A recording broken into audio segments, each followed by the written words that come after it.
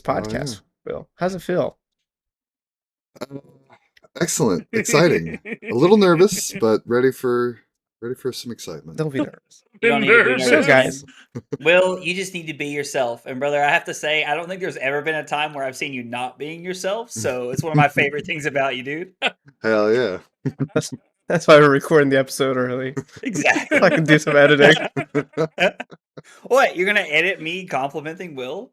Yeah, No, yeah, no, we can't no. have any kind of camaraderie. I did find out though that I can edit audio logs to make people just look like complete dicks with Aaron whenever like I corrupted his audio for like 3 seconds, and then like if you watched it, Zach, did you watch the corrupted podcast? Yeah, with Aaron. No, The but one did you watch it before like it got taken down? it was like Oh, Wait, it something was got after like taken an down? hour. yeah. Yeah, okay, I so didn't know why you reposted it, but no, I didn't get to watch Yeah. the first one. So let me tell you what happened. So like, cause like I know the viewers are gonna have some questions about it too. So so the first 30 minutes is fine because there's like we're all talking to each other and it's like a natural kind of conversation with some like spare moments here and there. But then you get to Sam's Q&A and it's the funniest shit you've ever listened to. It's like Sam will ask Aaron like a genuine question. And how the video was corrupted was it was 3 seconds fast. So Sam would be like, "So, how do you feel about this?" And Aaron would just interrupt Sam mid-sentence, start answering. And it was the funniest shit ever. It's so jarring. That's amazing. Because you're just like, yeah. It's like, damn, dude, Aaron's a dick. Dude, please He tell just me you interrupted still Sam have like it. every. Yeah, no, I have it saved and everything. God, I have to corrupt it. If you can send it to me, please do. I'm just gonna sit around Dude. and watch this tomorrow. So I only listened like 30 minutes to the front. I was editing it because I was like, oh, if it's good here, it's good everywhere. But then I started getting messages from like 2 of my buddies listening. He goes, dude, your buddy's kind of a dick. I was like, what do you mean? He's like, he's just interrupting Sam every chance he has. Just like, what are you talking about? And then I get a message from Aaron like 10 minutes later because I'm not listening to it. I'm just like, maybe Aaron was a dick. I don't remember. He's like, hey, can you please take it down? Amazing. And he's like, dude, you made me look like a real prick in that one. I was like, oh, I did. Hold on, let me check. And then I listened to it back, and I'm like sitting at work crying. I'm like physically crying at this episode, just like listening to it. Aaron just doing that to you, Sam. I was like, my God, I don't want to take it down. That's too funny. This is the Aaron episode where the audio got a little janked up. Yeah. Yeah. So, welcome to episode 10 of Breakpoints. I'm Taylor Crawford. This is Sam. And as always, Zach, also known as AgroBlaze96. And for our special guest, we have my teammate, Willie B. Bradshaw. Hi. Well, yeah. That's His me. middle name is B. So- Don't worry about it. So I was thinking, I was like, oh wait, that doesn't make any sense now. You said that. Oh, I was like, no. dude, I did not know that. Like your middle initial was B as well. I was like, that's kind of cool. Like, It's a lot of bees here because I'm the best. Incredible. So, how was everyone's week in Flesh and Blood? Sam, you go. Tell me about it. Did you have fun? Oh, did I have so much fun, let me tell you. Tuesday after I got my shit rocked, I spent like, I don't know, 6 hours just jamming gravy games on Palace Card, trying to figure out how to retool this deck. And then at the end of that, we streamed the results of my tiers on Zach's channel. So if you want to have a reference of where I think the game is going, or where I think gravy is going at least, the game in itself is a whole different direction. The deck is the deck is still very functional, but it's got some problems for now I'm trying to work on. And that's pretty much been most of what I've been doing in Flesh and Blood for, since we did the last podcast. It's a little dicey, but I'm hopeful, maybe we pick up something different for PQ season for a little bit if it's that bad, but It's that bad? So here's the thing. The deck isn't bad. What happens with this being our change, though, is Slippy does not police the format nearly as well as it did. And that's leaving room for, in my opinion, Dio, Syndra, and Azalea at an even higher clip than previous. And the fact that those decks are more rampant in the format and you have a worse aggro matchup than before, it's not a very good prognosis for how a PQ season will run if I only want to play Gravy. I'm exploring other options. I'm not dead set on doing either playing Gravy or playing something else.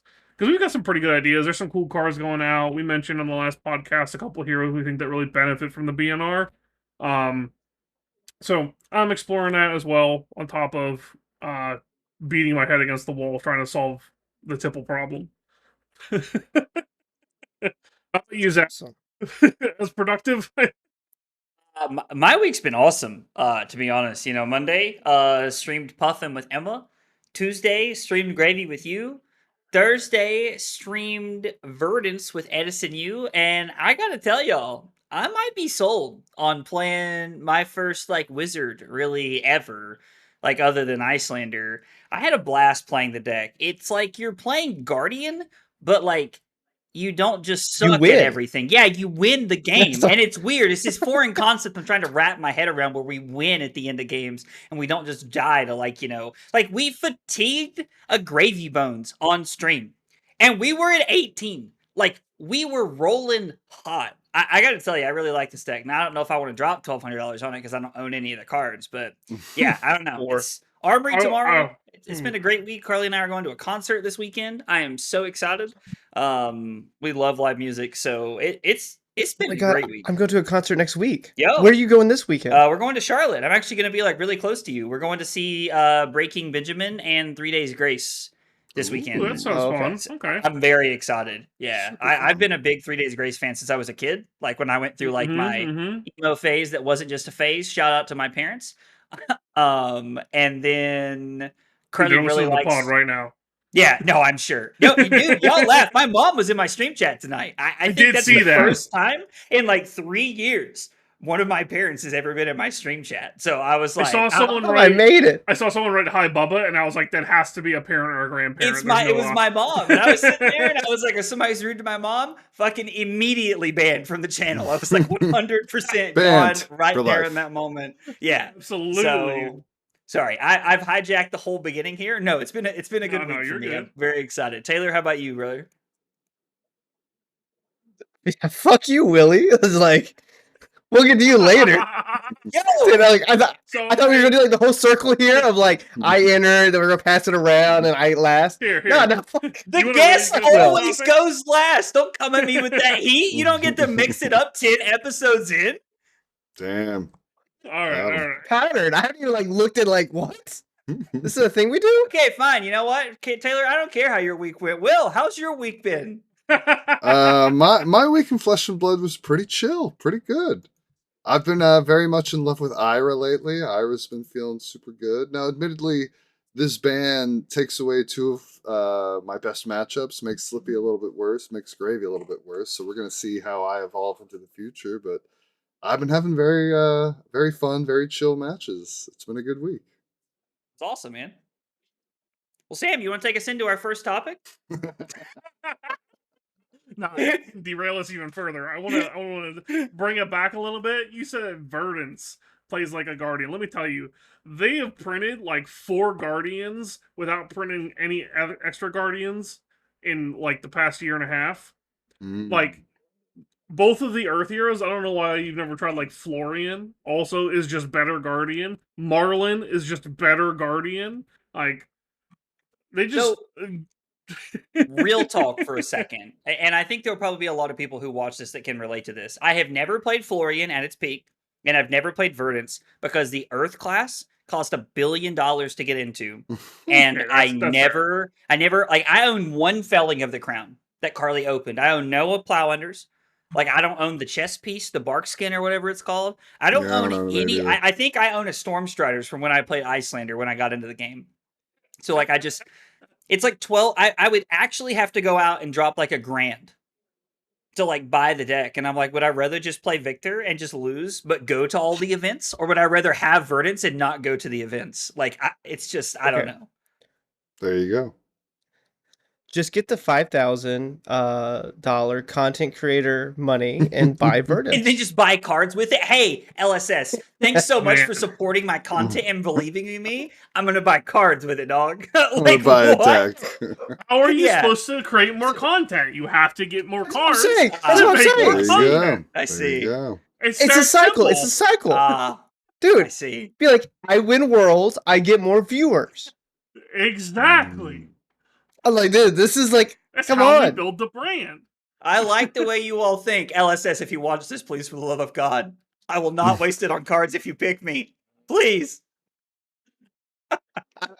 Wasted on cards if you pick me. Don't pick me. Please. I don't want that email. I do actually. So one last thing relating to what you were talking about, Zach. I think the whole Verdance being able to fatigue gravy thing is super fake. Like I did watch that game, and I think like in general it's super fake. I don't think you can. I still don't think you can do it. But that's just my opinion. Do you mean like at a high level, I assume? Yeah, I think at a high level he's like you're not anywhere near fast enough, and there's not nearly enough deck damage to stop him. Okay. No, I mean But that's fair. Like I completely I think get what you're saying. I think you still like maintain the same win rate. I think it was like 28% across all major like tier 4 up events since Gravy's come out. The Verdance versus Gravy matchup, I'm pretty sure it was close to 28%. I think it's not going to change very much at all. Maybe you get a few more percentage points now with the extra 6 and just like shooting people out of nowhere sometimes, but I don't. I think it's still pretty fake. So even if it's fake that like we're not able, like Verdance isn't able to fatigue Gravy, do you think there's a world where like that percentage jumps up to like 40% win rate because of how much slower 6 tipples slows you down? I don't think so at all. It slows down the deck for sure, and the biggest the most impact that has is the aggro decks. Giving Gravy like 3 extra turns, it feels like almost the same deck because what they did is it's so much more swingy. If you see blue tipple portside early and get the engine rolling, it's like nothing happened. It's like there's no bans almost. Okay. Like especially with how I've retooled the deck so that instead of making gold, I'm now attacking for twice as much as before with the Restless Bones or Jittery Bones because like instead of a blue tipple coming in, I'm attacking for 2 go again and not making the gold. It's the same thing. You just have to like hit off the top of the deck like once or twice, and you're zooming. So the influx of deck damage is so much higher with the way that I have retooled the deck now. Gotcha. I will Yeah. say one thing Edison did say is that he feels like it's very tough to fatigue gravies that are playing like even one copy of Remembrance because them being able to like yeah, he said that if they're able to like cycle conks back into their deck, he said it is like basically impossible to beat gravy that throws 5 to 6 conks at you. He said much less if they throw like 7 or 8 and they're on like multiple copies of Remembrance or something like that. So I thought that was very interesting. I'm gonna be honest, I didn't know Gravy Bones was playing Remembrance in any capacity, but I thought that was like super interesting to like hear his take on. People have thrown it in the deck here and there. I think it's less impressive than just having a 3 block in Prismatic Leyline instead, where instead of recycling a few conks or maybe just a couple, you're just like recycling 0 for 5 3 times in a game if they Yeah. don't clear this or if they clear the scoop immediately. So I'm not like convinced at all that it's fatigable. Like I think almost everyone is going in the direction where you have to include multiple copies of Scoob and multiple copies of Prismatic Leyline in the main deck with Tipple Mhm. Gone. So No, that makes sense. For everybody watching at home, please trust Sam's opinion. I've played like 4 games of 5 games of Gravy Bones, and I think 4 of those came at the hand of Sam. So please trust Sam on this. Take over mine. All right, Taylor. I'm not gonna do it. I can't skip over you, man. How was your week in Flesh and Blood, dude? It was fine. Thanks for I asking. hate you so It was much. fine, I hate guess. you. I hate you. How did I ever agree to do this? My God. Yes, I mean it was cool.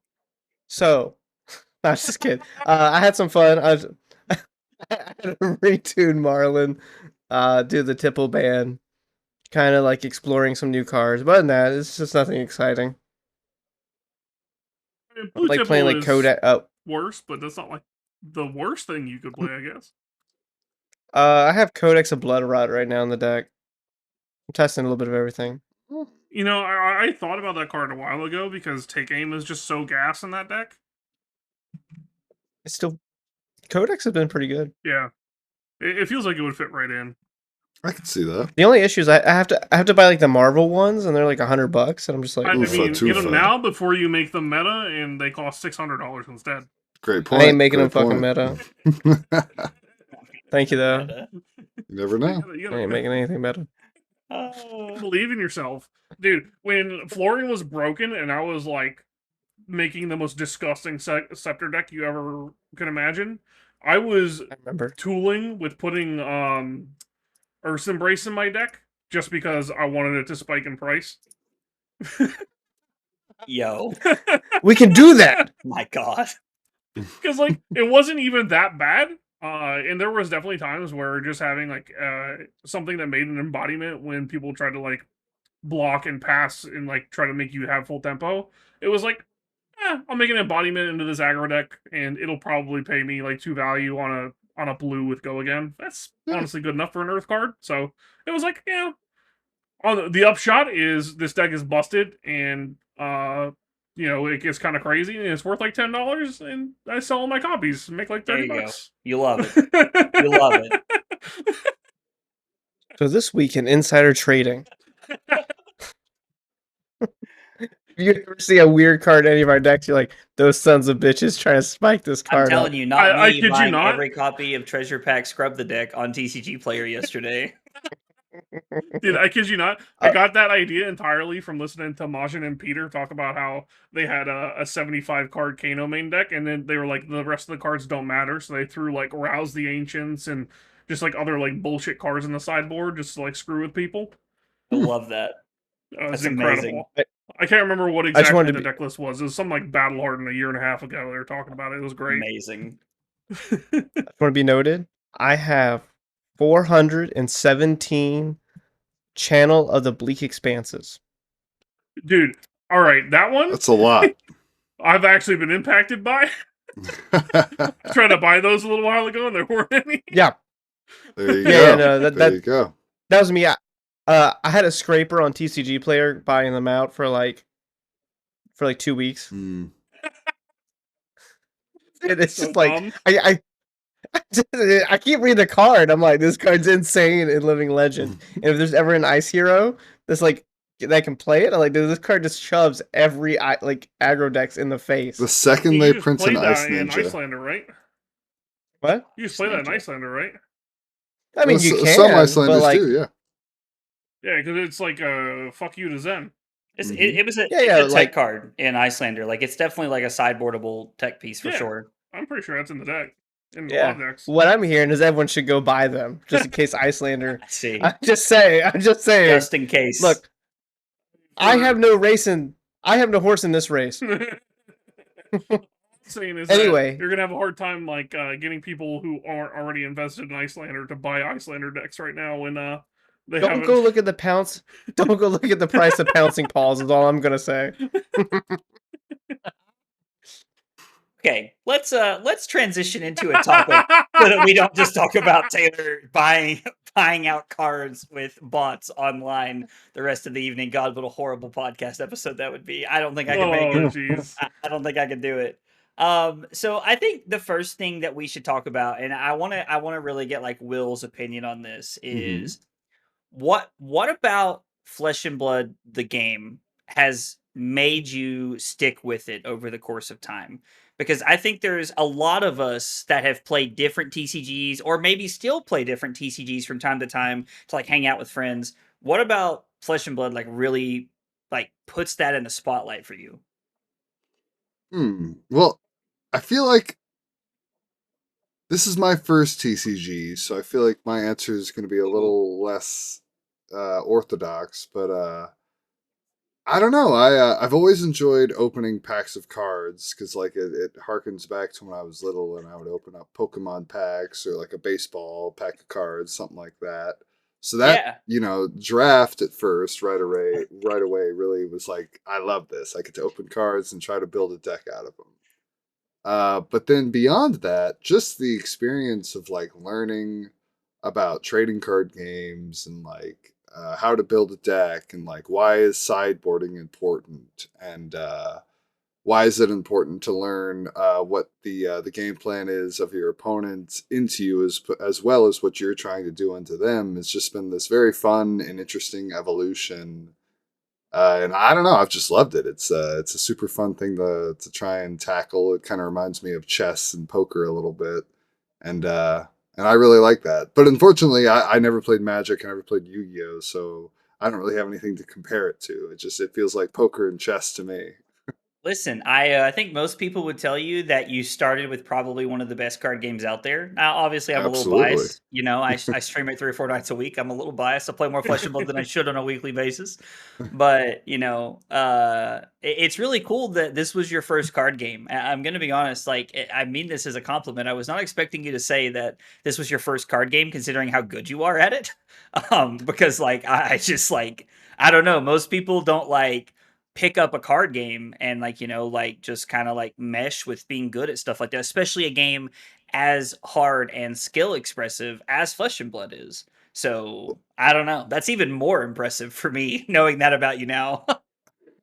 That's super nice to say. I feel like I've always been drawn to things that are easy to start but hard to master.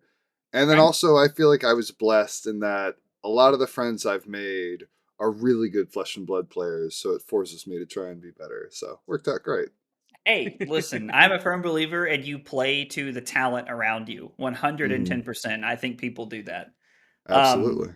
I think this kind of leads me in another direction here. Kind of like what made you pick Flesh and Blood, but what made you pick Azalea? Because I think a lot of people know you as an Azalea player. Like, I mean, I can't tell you how many times we've played, like the handful of times we played in like rated events. You're always playing Azalea, and I've always been playing Guardian for some reason. Like, it's just always how it pans out. What Hmm. what drew you to Azalea? What puts you in like just really liking her or Ranger in general? Well, I guess it's twofold. There was really something magical about like when I first started looking at Flesh and Blood back during COVID.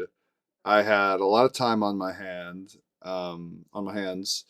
so I kind of was just looking for something to catch my interest, and Fab managed to do it, but only so far as like I thought the cards were pretty, and I wanted to buy some boxes to sit on.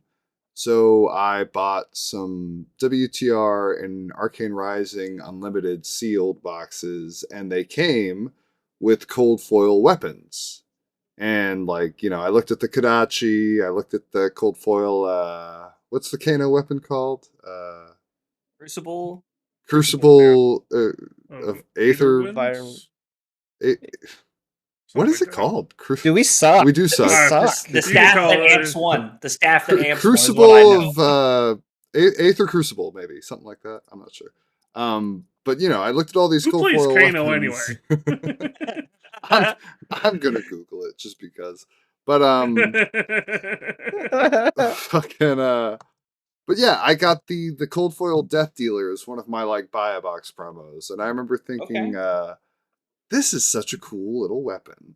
And I imagined putting a card into Arsenal, and I knew that was below the hero, and there was just something that really stood out to me thematically about like drawing back a bow and putting a card in Arsenal and then firing it, and I just thought that was so neat. And then the other side of the coin is back when I played Diablo when I was like 8 as a kid, and I shouldn't have been playing it, and it scared the pants off of me. I loved playing as the hot ranger girl, and Azalea was just that hot ranger girl all over again. See, we come back to the root of it all. Absolutely. I love that. It was always there. It's cool that it was thematic for you. Like Mhm. that's really neat, and I like that a lot because I think a lot of us who played other card games, we were drawn towards like strategies we had played before, or maybe trying to play different strategies we'd played before, like expanding our card game, like knowledge. Because when I got into Oh, Flesh and Blood, oh, sorry, go go ahead. ahead. No, you go ahead first. I was just gonna say, like, when I got into Flesh and Blood, I'd been playing aggro decks and Magic for like 7 years, and so I played Oldhim because I wanted to learn how to block and like play this slow, long, grindy game. And so it being Interesting. You went to the thematic for other you is side. yeah. And so like it's really really cool that like like you got into it from a thematic point of view. You were just like, hey, Cold Full Death Dealer, like thought this chick was hot for my childhood. Let's stick with it. I'm in there, dude. Like I love it. Well, it's funny to hear you say that because like I don't have any of that. I don't have a background in other card games, so I can't be like I'm an aggro player from Magic, so I want to play Syndra, or I'm an aggro player and I want to try something new, so I'm going to play Oldhim. I was like, this feels like I'm drawing a bow, and that's cool. And I was similar too. Like there was something about playing Katsu, like the fact that you're a ninja who goes like ska, like with the Kadachis, like that's the kind of stuff that really resonated with me in Fab. It is interesting to think about, like not having, I want to play the blue control deck or I want to play the red aggro deck. That's nifty because I've heard about these things. I don't know exactly what they mean, but I've heard about them. Listen, you got blue control and red aggro on point, dog. So like that's it. yeah, That's it was it. like You're you done. summed up Magic in like 4 words right there. I love it. That's like super interesting that you're like the difference in you're just playing because you find this is really cool, this is fun, I want to do this, and then what I normally equate most Flesh and Blood players to is a buddy of mine. So I've never played Magic or anything like that, but I started playing Fab with a buddy who does play Magic and Yu-Gi-Oh and stuff. And one time we were traveling back from a PQ, and he pulls up this article, and he starts telling me, "You got to read this article. It's about the different types of card game players, and it's like Timmy and Johnny and Spike." And if you've read the article, you know what I'm talking about. The moral of the story is Spike likes to be a real big tryhard and likes to spike all his tournaments. And that's what I feel like almost like 99% of Flesh and Blood players are. It feels like. I definitely would categorize myself in that realm. I'm definitely not like just in it for I like this hero. They're kind of fun to play. That definitely like plays like a factor in it. I'm not gonna go and play new just because it's the best deck in the format. It's not really like the most fun thing for me, but normally I do gravitate towards like the best deck in the format and pick the one that is like in that top 3 that's like the most fun. So to stick with one for like a very long time is not something that I've honestly had the chance to. Because I swear, every time I pick one, they LL or get a serious ban that stops me from playing them as much. I think for as many spikes as there are in the game of Flesh and Blood, because I think most of Flesh and Blood is made up of spikes. Let me tell you, there's a lot of Timmys that play Flesh and Blood. There's a lot of Timmys that play Flesh and Blood. Maybe people who like can't count Macho Grande resources, for example, they might fit into this like Timmy. I was there. Yeah. Maybe maybe people who ask your opponents, "Who are you?" They may fit into this Timmy category at bigger tournaments. That's a story for another day. Oh, dude, I'm gonna get you to talk about this on the podcast. It will happen. I will pull that story out of you. He's laughing along. He definitely listens and laugh every time we mention it. Dude, I'm never gonna let this go. Never gonna let this go. Some guy at home is just this guy. I swear to God, every week because I refuse to let it go, and that guy has to pay for your sins because you made the comment last week and said, "Oh, you paid $75 for the Battle Hardened, and we still played the same amount of rounds of Flesh and Blood that weekend." So poor guy at home has to pay for your sins. Everything from me. I don't even know who you are. Oh, that's so funny, man. That kind of brings me a little bit around to what I think is a pretty steep dichotomy between like I guess how people categorize themselves as players, but also how we pick our play styles. And I know, Will, that you love Azalea, but Mm-hmm. your first love, as far as I know, is Prism, which feels like kind of like the polar opposite of what Azalea is. It's like you couldn't get more different than what Azalea does, I feel like. So what really brought you to enjoy Prism? And then if it was like the mechanics of Azalea that kind of like pulled you back towards it over time, you know, these like sick cars get released in Outsiders and you're like, "Oh, it's my time to shine." But like what was it about like Prism and what's the kind of the difference there? Well, I guess what it boils down to is I didn't know it at the Ladies. time. Yes. I didn't ladies are just who doesn't love a nice lady, right? I teach tennis, and right now, all the rage among the girls that I teach is this show. I think it's a show. I think it's a movie. K-pop Demon Hunter. I don't know if you've heard of Oh yeah. this. My God, dude, it happens every episode. Dude, I finally have not- watched K-pop Demon Hunters. Did this You get guys brought gotta up in a watch previous it. episode? It's Dude, I pretty still good. haven't seen it. I tell you what, I'm just gonna go tell Carly, cut the episode. It's been fun. We're gonna go watch this right now. Like, It's a good movie. Like Well, all the all the songs are catchy. girls. Yes. I'm loving it. All the girls that I teach love K-pop Demon Hunter, and to the point where like we sometimes play music in our classes. They're like, put on I forget the name of the song, but there's a song from the movie that's just like a Golden. banger, and the kids love it. And I look at them and they're just like entranced, mouthing the words while they hit their backhands and their forehands. And there's something about ladies, be it cool ladies, be it pretty ladies, be it funny ladies. They are very fucking fun.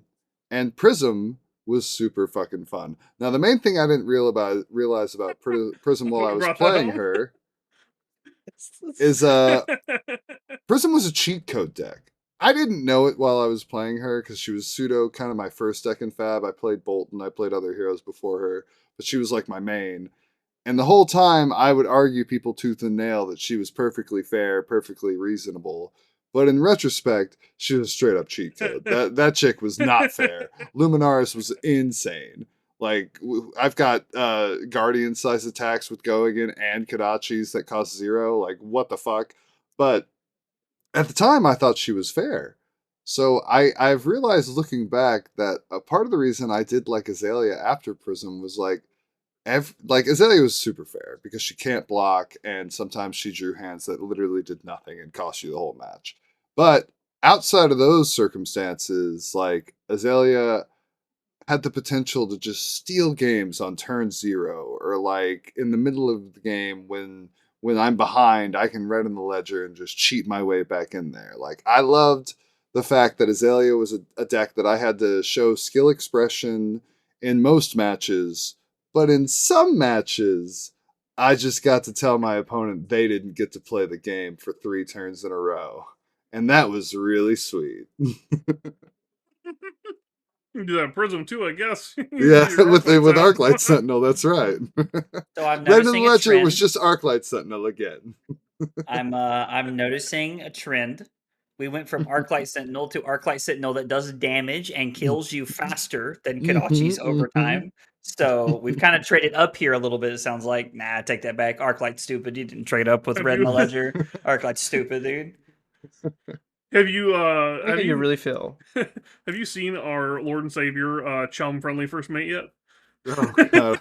Dog. That's the thing, though. I'm anti-gravy, so I hate chum. I'm like the people who complained about ALS back in the day now. I get it. That's how I feel, dude. It's somehow been me. Every time both I like times. see an ally, I'm like, I fucking hate this Although deck. now I Hate feel this like I'm deck. chill with chum. Like now that gravy doesn't have all the tipples. We'll see, though. Somebody's going to build a gravy that still hums and is like a nasty monster. We'll just have to wait and see. So, a fun anecdotal story for you guys. I don't think I've ever got to tell. When I started playing Flesh and Blood, I played Dash IE, and we had High Razor Octane back Reflex in the day. time? Yeah, yeah. No, we've told that story's dead. We've told that story too many times. I played Dash IE, and so when I played against Prism, I learned that if you Arsenal High Octane and just keep attacking and doing things, like you Eventually, you just just win. yeah, you just get to machine gun the board. And so I learned this, and that's all I did. So when people would ask me about cards like Arclight Sentinel and Genesis, I'd say, who gives a shit? When you put them in play, you just kill them. Like, and that would be my response to people. And now playing against Chum, when they like spoiled when they spoiled Chum, like Arclight Sentinel and Ally, I was like, who gives a shit? Like, it doesn't matter. And then like you play Victor into it, I'm like, this is awful. I'm like, who comes up with this? This is so stupid. Like, we can't do anything into this bullshit, dude.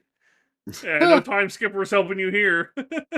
Well, dude, and like the first time your hammer gets fearless confrontation, you're like, oh yeah, well at least Arclight Sentinel would have been dead right here. Like, it just feels so stupid. Fearless is crazy. The card's insane. Can I say I feel like this may be controversial? Yes. Oh, baby. But I think Fearless is fucking bullshit. You should not be able to fucking say, oh, nope, you didn't actually kill my ally. In the card game Flesh and Blood, where throwing a whole fucking card at an ally can just be negated. No. Fuck you, designer at LSS who said, let's put -1 on this bitch. Like, are you crazy? I threw a whole CNC for 6 at that bitch, and you get to say, nope, your turn did nothing? Oh, okay. We should have had Will on here a long time ago. Finally, somebody gets it. Brian, if you're listening. I mean, just allies are a thing in this game. You can't devote a whole card at an ally and say, nope, didn't matter. Crazy. I think the problem is like threefold with that card. It's like, not only is it blue, it blocks 3. It's generic. It can go in anything. And then at the floor, if you had to play like Prismatic Leyline Fearless as a 3-card 8, like, it's not even that terrible. Pretty good. Like, it's reasonable. The floor on the card is crazy. I joke with my locals sometimes because, you know, I discard a Fearless, piss somebody off. I'm like, man, you're lucky this isn't a 6-power attack. It'd also be a popper. Oh my god. You know they probably started with that. They probably started with that as a popper, and they were like, no. Like, James walked in one day and was like, no, it ends here. This has to be a 5. There are lines in the sand, and we've walked over it. Certainly. I believe James saw it was a 4 and was like, push it up to a 5 is actually what happened. No, surely. Needs to play this as a blue. Surely it was always in the 7-6-5 realm. I feel like that. There's no chance they thought about making that a blue 6. That'd be crazy. Oh, especially for no, brutes. probably what? Not, but yeah, generic blue 3 blocks 6 power. Tell you what though, some brute players would love it. Prism would never see the light of day. Oh, God. Good. God, I hate that fucking hero in deck. God, dude. Dude, aren't you excited for Prism 3 to come out in about 4 months? I am. So I assume that they're going to tell us at Worlds what it is, and we know it's Monarch 3, but we're going to see the heroes at Worlds. Are we going to get Prism 3? And it's like, no. I feel like we might not. We're going to get like, we're going to get like Shadow Ranger. Nah. Dude, what? Like, okay. Shadow Ranger early prediction. See, right? It's too cool. That's why it won't happen. It's way too cool. Shadow Mech is like actually like my betting standpoint is Teklo Vossen. Like that's like my like. I have no idea what anyone else is. It's probably like Light Warrior finally. Yeah, I would hope that they do something like Light Warrior that isn't Bolton and gives kind of a new take on the class and a little bit of a buff to Bolton. It's Dory. I mean, isn't that what Warband is? Isn't it just like Dory in light themes? I don't know enough about the lore, but I feel like I remember someone saying that. I don't know. So like the whole like lore thing is like Soul, which is the god of light, is apparently a bad guy, and it's gonna be like he's actually the bad guy in the end because Prism's actually a bad guy. And well, that's like the common rumor. Like, I feel like it could just be that they are the good guys, but it'd be kind of nifty. That's so boring. It'd be kind of nifty if they did a bait and switch. We'll see. I mean, I love morally gray characters, so I'm all for it. Dude, like, come on, a goth Prism. Oh, okay. If we're talking like we flip the script in Monarch 3 is like Shadow Illusionist Prism, I am so in. Oh, that'd be so cool. You're appealing to a whole new the audience. Heralds from now. Banish? a whole new audience now. Oh, That's what I'm saying. I don't. LSS could not make me empty my wallet faster if they'd announced that. Like, Dude, I want them to I- give us a Shadow cooking. Ninja. Shadow I don't Ninja. think it'll happen, That's- but I want them to. I don't want them to No, release Ice the Ninja. 14th ninja in a row. That's all Ice I'm saying. Ninja Like, is like literally what I want. Like if That's there was a too high. world where they would let me design a hero, it would be Ice Ninja. We Ice all Quake. Congratulations. Kadachi, You are never Kadachi. getting hired. Yeah, exactly. You're never We- getting Have hired. you would- seen the resumes you have to get a job at LSS? You have to win worlds like twice or something crazy. pretty tough. Like, No, you've come already done it. on, You have I to- can't you even have to top 8 against the Prism playing the best aggro deck of the format. I'm done for. I'm cooked. I don't even know what Lightning Greaves does. Come on. No, and unfortunately, as much as I want it, I think an Ice Ninja would just be OP. Oh, Like, it would be there's no way. absurd. The It would card be Ice absurd. Quake. It could be like a period. mask of momentum text. No, it could be like a mask of momentum text is like the third chain link that hits. Makes a make frostbite. Now, But okay, the now card we're Ice cooking. Quake Dude, come exists. on. Nah, that's not that Like- bad. I'm That's in. not that bad. That's I'm still fair. in. That's fair. Give him Ice There- Still you get to have play to Kadachi. Ice get so Quakes. many cards. You still get to play Red Arctic Incarceration.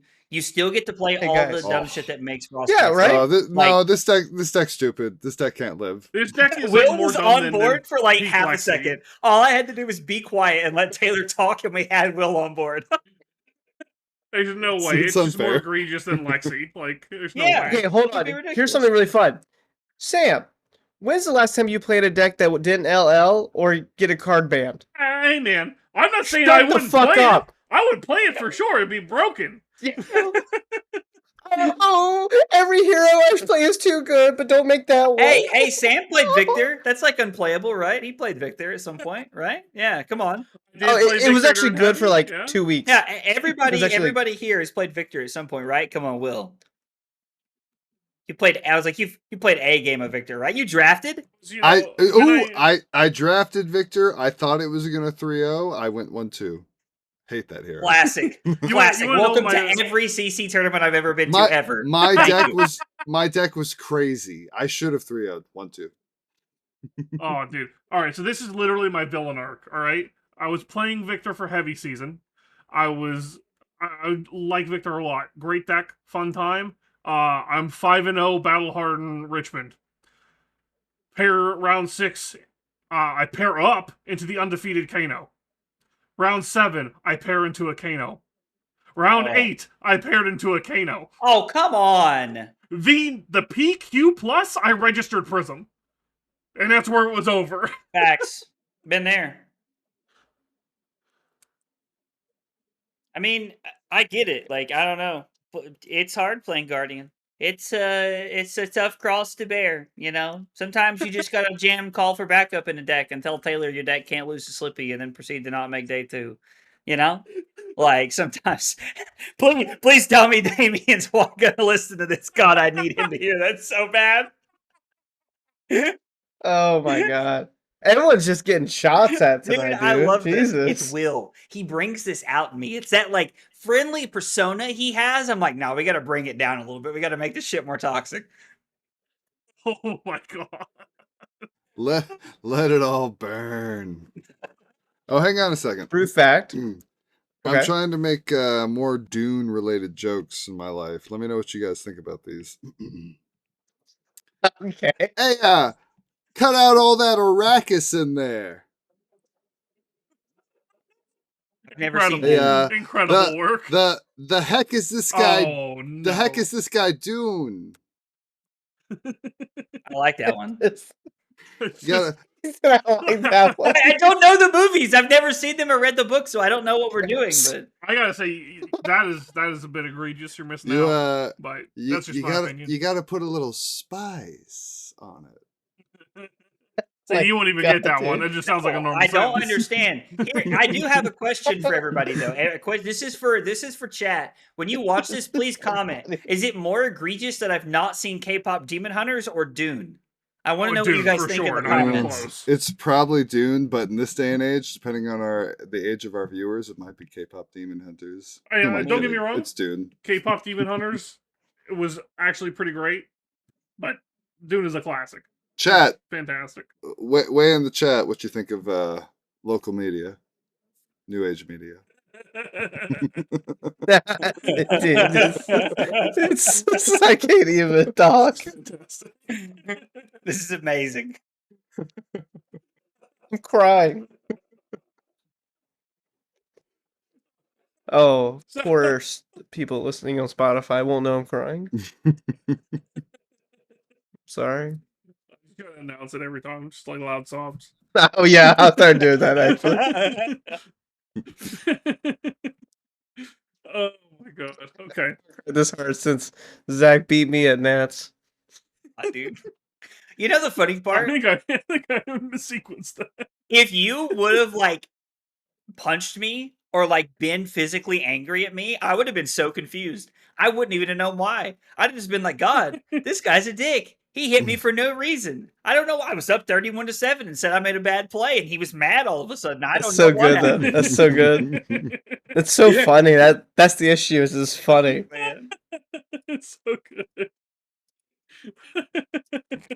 Okay, getting Piece of shit. getting back on track here just a little bit after I'm called a piece of shit.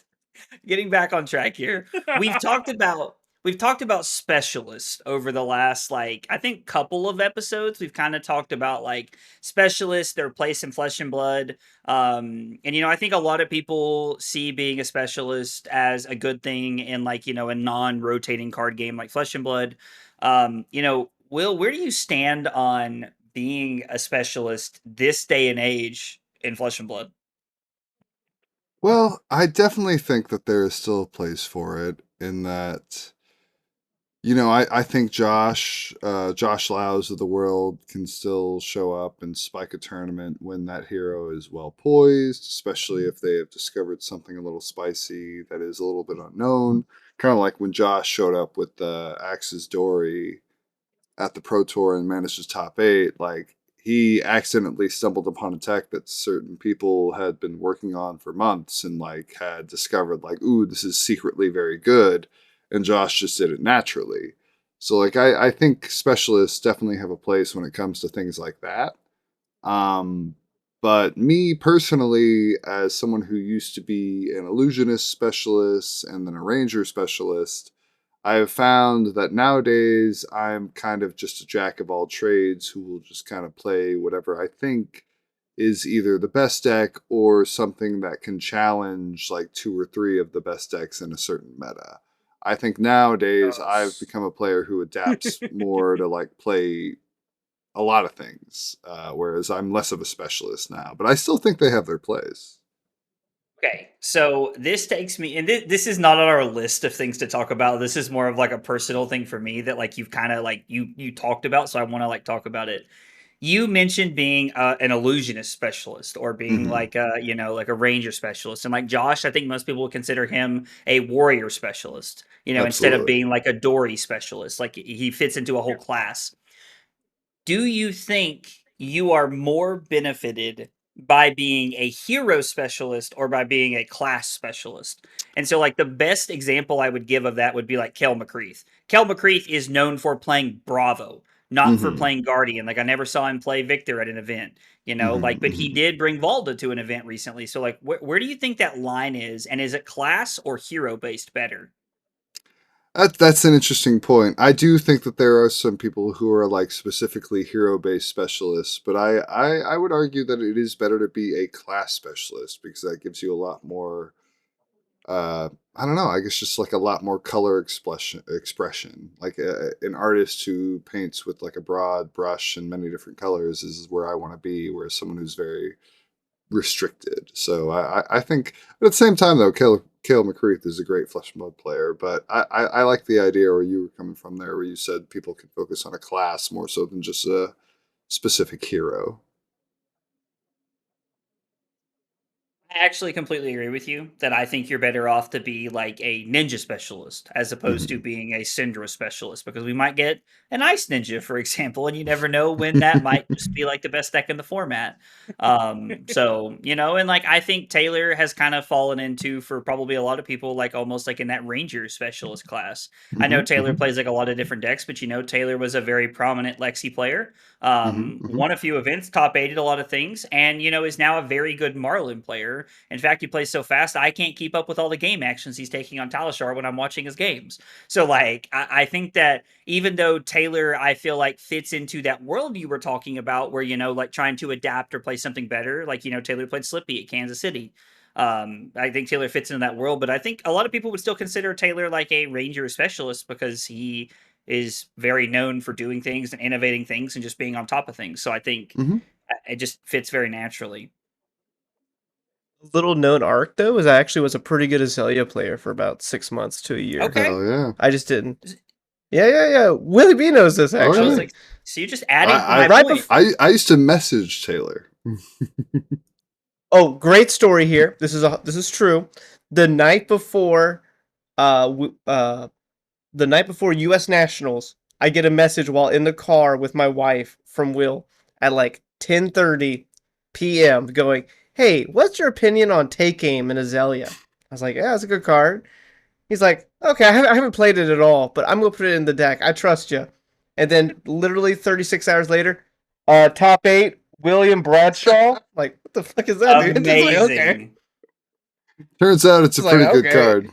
Yeah, It was just like, it's just crazy how that works. I was like, man, dude. But that's like born talent. Like for me, I have to play so many games to like get like the motions down. Dude, Will's over here just picking cards up, throwing them in the deck, and top 8ing U.S. Nationals. That's like a different type of beast. Completely agree. But it's thanks to your friendship that it worked though, and I appreciate that. Thanks, buddy. Dude, there it is. Oh, It's honestly really impressive to me, like what Taylor was talking about, when someone can pick up cards and put them in a deck, like like he mentioned Will did, because I'm not someone who can do that. Like I have to play a deck, I have to have the reps, I have to understand like the lines, and a lot of times I learn by messing it up and by figuring it out the hard way. And That's super true though. That messing up is sometimes the best learner, but yeah. I completely agree. You clearly didn't mess up too many times on your way to top 8ing nationals. Like, so I'm just throwing it out there. actually. That or maybe you did. Maybe you did. Maybe there's a game in particular that you should definitely take a look see at. I unfortunately let someone at 2 health just take a blood rot and said like, yeah, let's keep playing. But aside from that. Okay, so like, is that a mistake or is Will just too nice? Oh, that game no, was it was a mistake, buddy. of errors, let me tell you. Dude, it was so good. Man. It's so good. It's in my like top 5 favorite games to watch ever. What? You've watched Like, I have, like, a little, like, maybe 3 times this month. Like, This was Nationals. Like, My- this was recent Nationals? My winning in, I technically lost because I let my opponent ignore blood rot, ignore their IP. I think they had an IP too. Yes, They and did, then, they and they drew did. twice. and then some other things. But then after I lost, Oh, they the ignored their own judges warmongers in the trigger. next round went back and fixed it and changed it to a win. It was a very weird circumstance. It's insane. I didn't even know That's all judges thanks could to- do that. I didn't even know Shout judges out could do to that. friend of the podcast, Anthony Vero, for making that happen.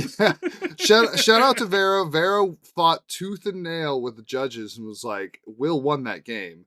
And then the judges during the next round came up to me and took me aside, and I was like, hey, I should have won. They should have died to blood rot, but I know it's too late now. Thanks for talking to me. And the judge said, well, maybe it's not too late. And I was like, what? And then I walked back and played my game. And they changed it, so it was awesome. So I won my winning in, So retrospectively. you ended up winning your winning in, even though when you all played, you lost. And it was a stream game. Yeah. And you think Yeah. that guy is sitting at home hating you, Taylor? When they watch this episode, they're gonna want to burn the card Top 8 guy Nats channel to too. the ground. He topped 8 Nats too. Okay, well, he Everyone doesn't- was happy in the situation. He did still top, but he Oh, lost okay, well, in never top mind. 8, Never so mind. He doesn't care. Yeah, everybody Doesn't ended up fine. It was a Yeah, wild, well, experience, except for That's Naive. crazy. How have I Naive got never heard this story? Well, unfortunately, Naib got 9th as a result of it. He should have top 8'd, but this guy top 8ing instead kind of ruined it for him. But oh well. Wow. Man. That's a wow. How have I never heard this? Even like passing. How have I It never was a heard weird this? one. It was a weird one. It's a banger story. Literally watched that game like 3 times this month. Like, Every once in a while, they put it on. Feeling just really for a- sad, just or for a I'm just good like laugh. losing. Whenever I'm really losing, like playing Talishar, I'll just pull up that game, rewatch and be like, okay, we're back. I'm feeling it. Oh, that's wild. You mean you guys don't like torture yourselves with your own losses? Oh, I lost on I stream. do sometimes. Don't do it though. It's not worth it. Dude, I'm telling you, whenever I'm having like a bad day, like when I like 1-3 a stream, or like if Pull I up the Prism can't game. play on Talishar and like I'm having just a bad day and like I'm testing and nothing's working, you will literally, you can ask Carly about this. She knows the game because I lay in bed and wallow in self-pity and listen to this game about how I missed top That's 8. so funny. Dude, it's awful. I'm just like torturing myself over Oh, there. is it the one where you lost to Cook? No, it was okay. Prism. Leo. Leo, I think was his name. Yeah, he was playing Okay, Prism. okay. Yeah, it was our winning in for PT London, and I just didn't bring in Lightning Greaves and Oh, lost that's to what it Arclight Sentinel, was. ironically, which I now know what it does because Aurora can't play high octane. So That's right. yeah, Anyway, Hey, you know, I have a similar story, not quite as big as that, but I missed my calling top 8 in Memphis because I forgot a tunic trigger. You know, I lost like $3,000. dude, Makes you feel a little bit better. You know, share the misery. $3,000 tunic trigger. That's a sentence that I don't think many people get to say. Oh, I think me and no. Fino are pretty exclusive I was on like, that one. Fino, to be honest. yeah. That was Indianapolis or whatever, Oh, like man. 22, 23? 22, Indianapolis. Yeah, him and Hamilton, right? Yep. Yeah, the time I remember watching the skippers finals in my apartment in the like Airbnb at Indy, watching it with the guys, just sloshed. Because I was like, I just like had the worst battle hard ever, and I'm just like at the You know, just watching that was it. my first ever like rated Flesh and Blood event, and I lost my win into top 8 to Brody Spurlock. Nah, I wish you'd beat him. That's not nice. Should have I like beat him. Brody. Should have beat him. Yeah, I should have I wanted lost it more, to be my honest. yeah, I lost my day 2 to Rhea Adams. Another well-beloved Flesh and Blood character. Yep. Flesh and Blood character. I like how you put it. Play- So then I was like, wait, what? Player, human. Now, Person? Ray is awesome. Ray is like part of the reason I was even able to make that pivot back in Richmond. If I hadn't watched her how to loop video, I probably wouldn't have What? Oh, started okay. picking up the deck. Hell Ray yeah. is- She's my local. Ray is on the East Coast Ray- now, yeah. right? I think Yeah, maybe. she's my local. Nice. She's Pretty super sick. good at Flesh and Blood. Agreed. Oh yeah, Trust me, I know. super nice person too. Great time. Anyway, Oh yeah, she's pretty nice. okay. I love this. I love tangents. Yeah, It's- we just been on like 7 of them already. Well, dude, it's like what the whole podcast is. We bring in a list of talking points, and then at the end, we're like, Sam's like, okay, we got to cram in all of our talking points here because Hang we've on. got nothing but Hang on. ramble the entire stream. Real quick, I know we all said that Rhea's super nice, but when she won those back-to-back battle hardens, I take it back. I think she was a bitch. Yeah. Dog. Oh my god, Will. You want to expand on that or just leave it as? Just so powerful. Like what a stance to take, just winning back-to-back like that. On Nathan's tier list too, just to shove it in his face. C was tier funny. hero, my ass. Amazing. C tier Icelander. Get out of here. Absolutely amazing.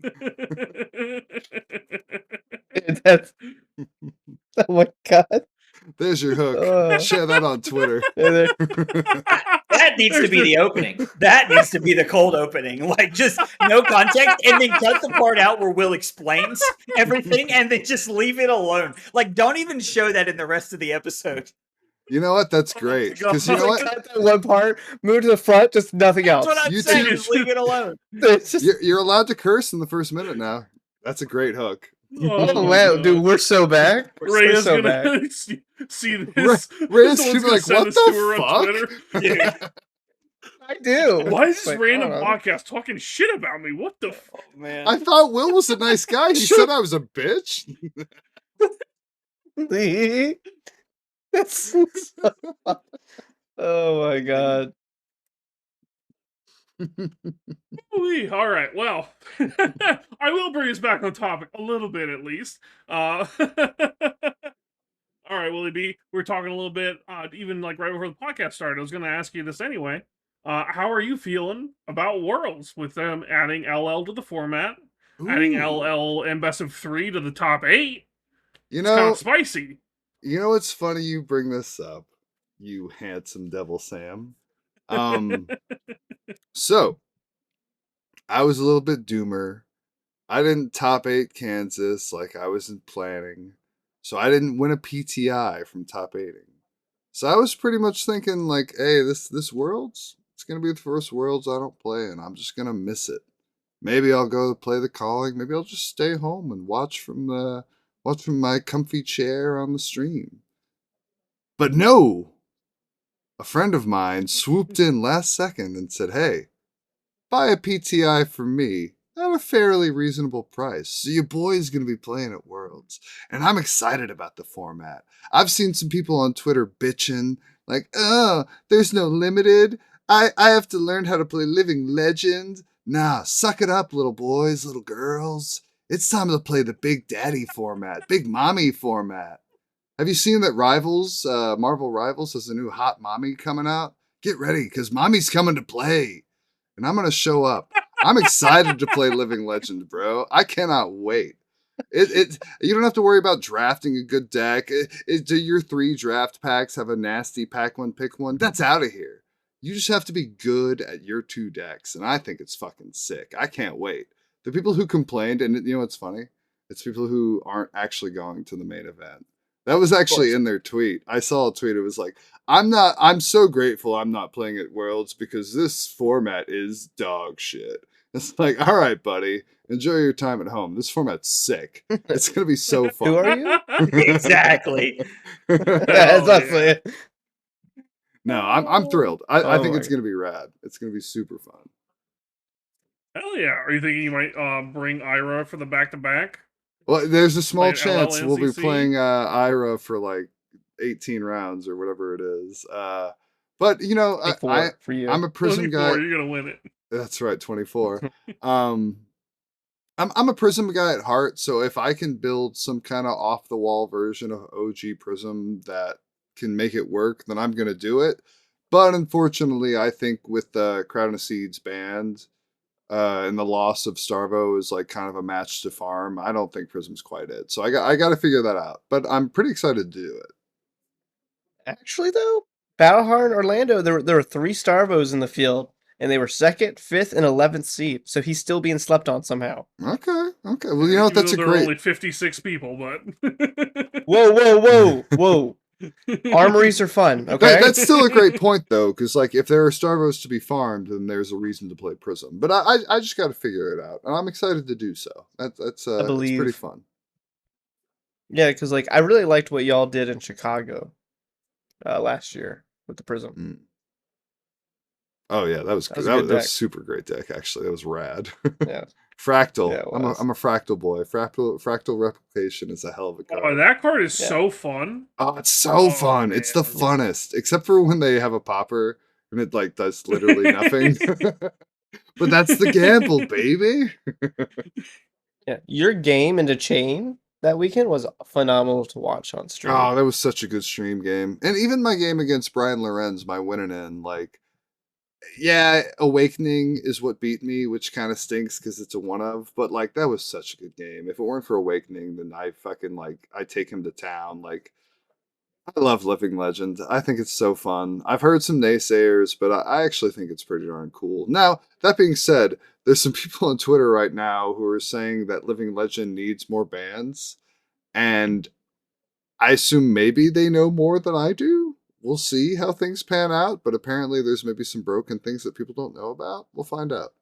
I've heard the same things, and I do kind of agree that they should either have had some unbans or bans more than just the Dirge change, Mhm. especially because The next thing that I want to talk about, actually, the BNR is 11 days before we hit the tables. So Oh, is that before if they're going to Worlds? make some changes, yes, it Oh, is my 11 laundry. days before we sit down. We'll see. So, like, that's It's gonna be a rat obviously race. not as big of a deal for us that are kind of close by. It's a lot easier to travel up and down the East Coast into Philly. Great The point. people I can make coming, my changes. yeah, people coming from like Japan, anywhere over Asia, even Boned. Europe, it's not like the easiest. It's yeah, that's like pretty rough. Oh, you need to buy this $8 sink below from the vendor? Oh no. Well, that's the thing. Like, I guess the Hmm. the new ban ideology is like they're only doing it if something actually deserves it. So, like, unless something's broken, they should see it coming, right? I don't know. I mean, That's a they're making weird. it like one of the marquee competitive formats is what seems like the push is, especially making it the split format for Worlds. Mhm. I would expect it to be like more heavily policed and not just like if something's nuts, we'll get rid of it, but if it's slightly out of line, I would want them to reel it in a little bit or try to find a creative solution somehow. Um, It's funny. I was about to pull the trigger on a cold foil needle. I was just gonna get one because I was like convinced they're gonna restrict it to one in Living Legend. I was convinced, I still think they and then are. they didn't. So I I was still like, think. oh, maybe I gotta get I two. think they We'll will see that. before Worlds. Okay. yeah, I'm not. Yeah. Yeah, I'm not You super know, sold that they you won't know, you either. know what's funny? That plays right into my fucking hand because my favorite version of Ira is one Kadashi, one needle. I hope they do it. That's my goat. That's my goat.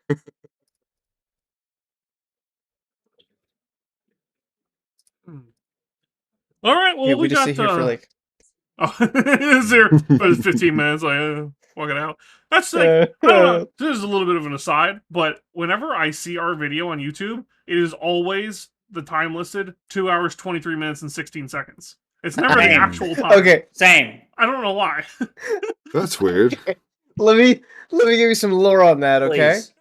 So so whenever I do the video editing, I always try to edit it in 1080p. Ooh. Whenever I edit in 1080p, apparently the max byte size is 2 hours and 23 minutes. So when I try to download it, it goes, "Do you want the full package?" And I go, "No, that sounds awful. Just give me my hour and 20-minute podcast." It goes, "Okay, sounds great." So I get it, and it's an hour and 20 minutes. I translate it over to YouTube. YouTube says, "Fuck off. It's 2 hours and 23 minutes."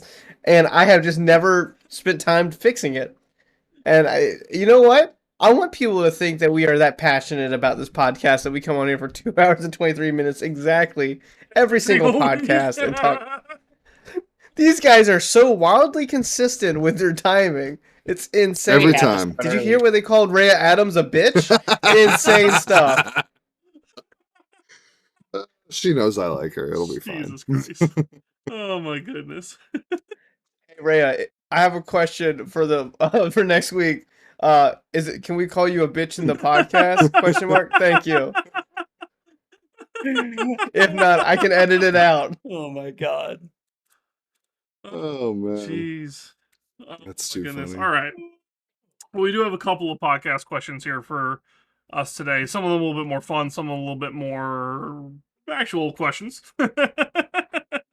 So we kind of talked about it a little bit, but I have a question about how people feel about hero specialization. It seems like LSS is leaning on them more, and do we think they're an overall positive or negative to the game? I think that's referring to like specialization cards, because I think we're getting some in Super Slam that are like specific for heroes. Good example of this is like Dash. You've got Teklo Core, you've got Spark of Genius, that kind of deal. Do you think they're good for the game? Do you think they're bad? You know what's funny? My gut is like they're good for the game, but then I think of all the times Spark of Genius has been played against me. And my gut reaction every time in the moment has been fuck this card. So I don't know. It's like it's kind of like a 2-for-1 every time, right? Like you play it at It's the end of your strictly turn only if you're because a it's normal Dio, dash. though. I feel like in regular Dash it's fair, but in Dio it's just ridiculous. Well, it was like even in regular dashes, a 2-for-1 is what I was trying to say because you play it, you get out your Teklo core and you draw a card, slap it in Arsenal because you're mech and you don't care what goes in there. Yeah. So sometimes it's blue 0 for 60, sometimes it's red 0 to 60, and you draw a max V on your Teklo core going off. It goes crazy. And Dash IO does even more egregious things from time to time, especially in Living Legends. We're talking about that. But The one thing I want to see out of Super Slam is I want to see a gold main specialization where Victor and Lyeth can both play it. Like that's like my dream is like to have like a last name specialization. it's just like Golden Sun essentially, but like you crack a gold and it goes I from don't. 0 It power could be to the 10. most dog shit card ever. It could be absolute dog shit. I don't care. I just want that new like category where it's like relatives can play this card now. It's like that's awesome. It'd be actually kind of a cool idea.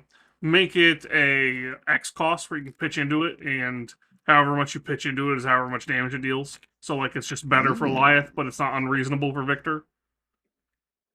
That's pretty Make cool. it a yellow, so I can tipple it away.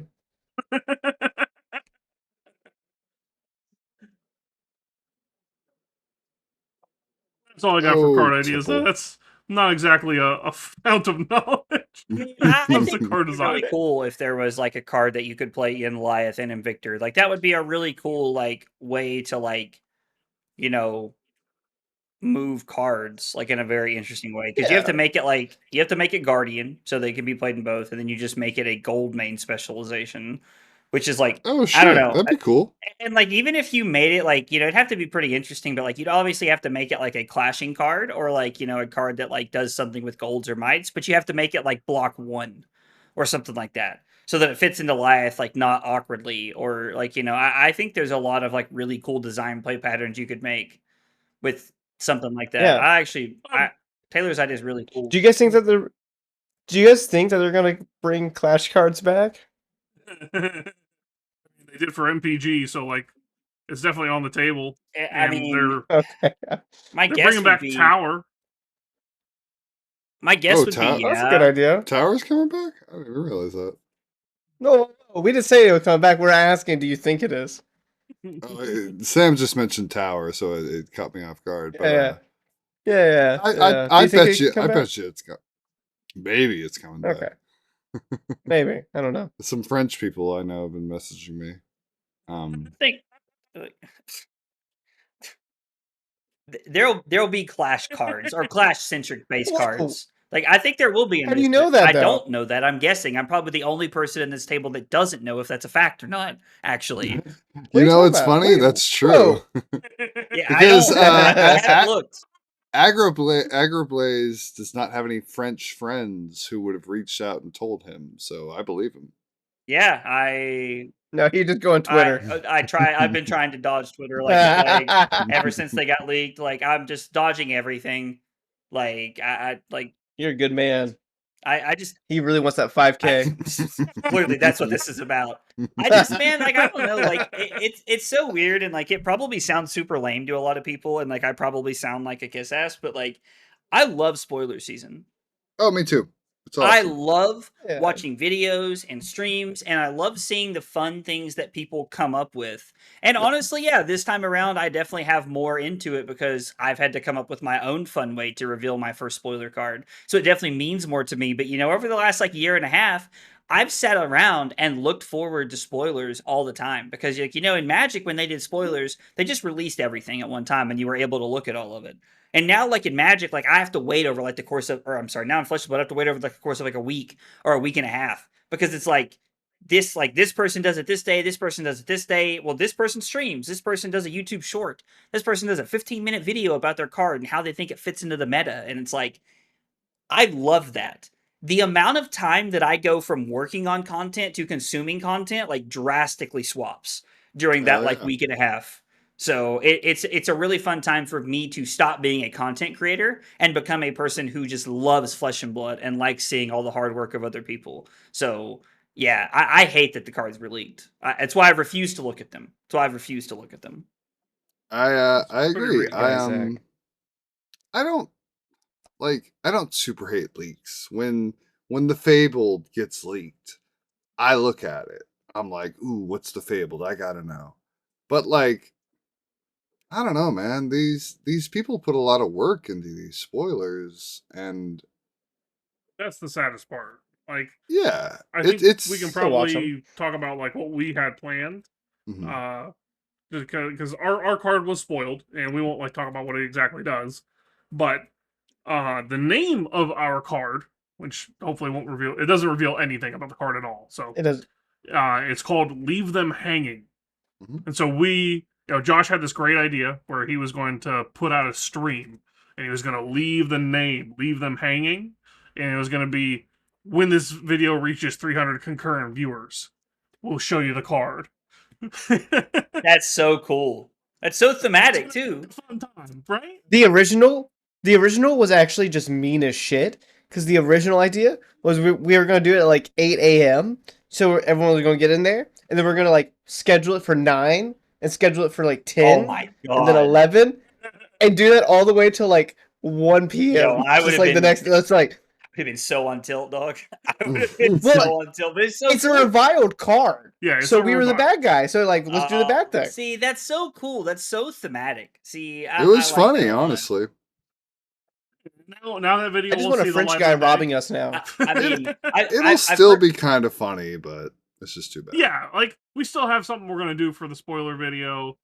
It's gonna be cool. Josh has great ideas with his content stuff, but it was gonna be a fun, like, interactive thing where we kind of like try to get the community to come together and like finally see the card. It was gonna be fun, but that's cool. I mean, I'm gonna live stream my card. Like, and I've come up with like a whole game on like I'm gonna play like with like the chat while I'm live, as like we like kind of like unveil like parts of it, like Mhm. kind of thing. Mhm. So I don't know. I thought something like that would be pretty cool. I'm also gonna put out a YouTube short. Like I did like I was trying to use like those like text to speech voices that you can find online to like yes, find like a dark raspy voice, and I couldn't find one that I liked, so I did it myself as a joke to try and make it funny. Well, my voice isn't very deep. Like my voice is not very raspy. It's very like high pitched and like it's just not it doesn't fit like that. So when you all watch the like 45 seconds worth of short that I put out like showing my spoiler, just know that it's really bad on purpose. I did it that way on purpose. And Carly and I have sat around and watched it and laughed about it multiple times since I've created it. So I hope everybody likes it. If everybody hates it, then, I'll probably just sit and watch my Prism game all night. So cool. One thing, one thing I will say though is like I'm a married man for multiple years now. I think for 7, oh, don't and I brag over don't. there, God. Yeah, really. Yeah, yeah. Nothing brings me more delight than like I'll be like playing video games on the couch. My wife's like, I'm gonna go take a shower, and then like she always puts on a podcast, and then like every like once a blue moon it'd be my podcast, and I'm like, oh, I fucking made it. Hell And I'd be like, oh, yeah. did you listen? I was like, you listen to my podcast? She goes, I have no idea what you just said this whole time, but I was like, yeah, let's go, Taylor. I was like, let's It's Pete, go. dude. Nice. Pete. And like, I was like, dude, that there hit me in the heart. So I understand that you like watching your content with your wife. I get it. My wife could not give less of a shit. I know. Love her to death, but she could not care about Flesh and Blood at all. It's so funny. Carly puts my streams up on the TV while she like plays Zelda on her Switch and stuff at night. And like we'll be talking about stuff, and she's like, I've like slowly learned what cards you play in your deck because I listen to you. Like for the longest Yeah. time, like I would just like be like, say something about Flesh and Blood, and she'd just say CNC Pummel because I only played Guardian forever, and that was like all she knew that I was trying to That's accomplish. great. Yeah. Oh man. All right, we got time for a fun one. So if you guys were stuck on a deserted island and you had to pick a singular hero to spend it with, which one would be the least likely and why? Least Which one do you want to be with the least? Yeah. Prism. I'm a married man. I don't want to hang out with her. um. Oh gosh, who would I not want to hang out with? I'd chill with Cav Dane because I bet you he's got some cool stories to tell. So not Cav Dane. I'm gonna look at Fab Heroes right now. Like, Who's the whole cast? I Who bet would I choose bet you from? Riptide would at least be funny. It'd be pretty smelly let's take though, a I funny bet. guy. That's fine. all right. I can live with it.